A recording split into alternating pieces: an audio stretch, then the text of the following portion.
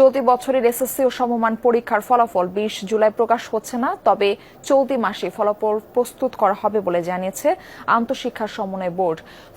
SSC ২০২৬ তোমাদের result নিয়ে খুবই দুঃসংবাদ। আমি তোমাদেরকে আগেই অবগত করছি, তোমাদের রেজাল্ট ২০ তারিখ প্রকাশ করবে না, নতুন করে ডেট ঠিক করবে। তবে তোমরা শিওর থাকো ২০ তারিখ এখন একদম ফাইনাল থাকো, ২০ তারিখ তোমাদের রেজাল্ট প্রকাশ করবে না। এমনকি এই মাসে পর্যন্ত তোমাদের প্রকাশ করবে না রেজাল্ট, অর্থাৎ জুলাই মাসে তোমাদের রেজাল্ট প্রকাশ করবে না।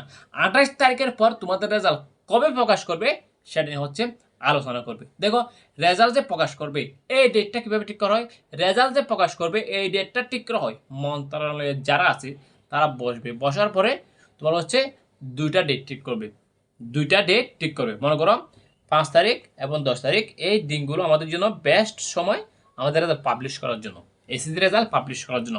তখন তারা প্রস্তাবনা করে শিক্ষামন্ত্রীকে, সেই প্রস্তাবগুলো দেবে। শিক্ষামন্ত্রী ওই দুইটা ডেট থেকে একটা ডেট ঠিক করবে যে তোমরা 10 তারিখ বা 5 তারিখ কি করে দাও, রেজাল্ট পাবলিশ করো। তখন কিন্তু তোমাদের রেজাল্ট পাবলিশ হবে। বুঝতে পারছো? তোমরা শিওর থাকো 20 তারিখ তোমাদের রেজাল্ট প্রকাশ করছে না, এমনকি এই মাসে তোমাদের রেজাল্ট প্রকাশ করবে না।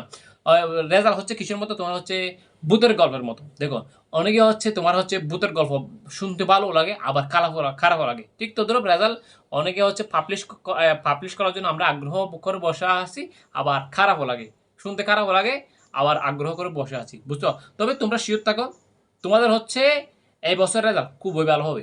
কেননা গত বছরের চেয়ে এবছর রেজাল্ট আরো খুবই ভালো হবে। কেন? দেখো, তোমাদের এই বছর প্রশ্নের মানের উপর ভিত্তি করে, তোমাদের লেখার উপর ভিত্তি করে নম্বর দেওয়া হয়েছে। অর্থাৎ তুমি যতটুকু লেখছো তার উপর ভিত্তি করে কিন্তু তোমাকে নাম্বার দেওয়া হয়েছে। তুমি যতটুকু লেখছো তোমাকে ততটুকু নাম্বার দেওয়া হয়েছে। মনে করো একটা খাতা, বুঝছো কিনা, তুমি অঙ্ক লিখতে লিখতে অতটুকু আসছো, গত বছর কি হয়তো এতটুকু লেখছো, এতটুকু তোমার সঠিক হয়েছে, লাস্টে তুমি সমীকরণ মেলাতে পারো নাই, গত বছর কিন্তু তোমাদেরকে আর কি দেয় নাই, নম্বর দেয় নাই। এবছর কিন্তু তুমি এতটুকু লিখতে পারছো, সমীকরণ লাস্টে মেলাতে পারো নাই, তোমাকে এতটুকু লেখছো, সেটার জন্য কিন্তু তোমাকে নম্বর দিতে হবে। আশা করা যায় সেই দিক দিয়ে বিবেচনা করলে তোমাদের রেজাল্ট অনেকটাই ভালো হবে।